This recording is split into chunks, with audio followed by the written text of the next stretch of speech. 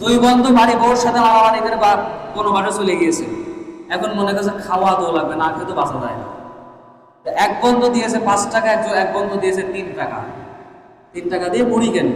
এবার ইবলিস মনে করছে আমি একটু পাকামি করে আসি। ইবলিস মনে করছে কি আমি একটু পাকামি করে আসি। এবার ও যে বলছে বন্ধু দাঁড়াও আমি 1 টাকা দিয়ে মুড়ি কিনে নিয়ে আসো। ও 1 টাকা দিয়েছে, দিয়ে এবার মুড়ি কিনা হলো কয় টাকা? 5 আর 3 8 আর 1 টাকা 9 টাকার মুড়ি কিনেছে।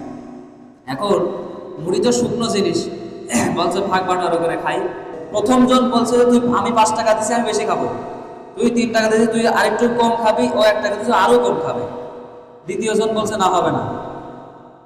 3 নম্বর জন তো শয়তান।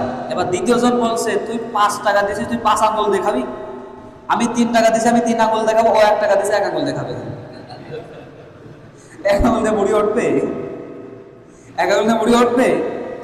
শয়তান চিন্তা করছে ওরে বাবা রে তো আমার চাইতে বড় শয়তান, মানুষের কাছে শয়তান আর মেনে যাচ্ছে। এবার আমি বোঝাতে পারছি যে আমরা কেমন হয়েছি।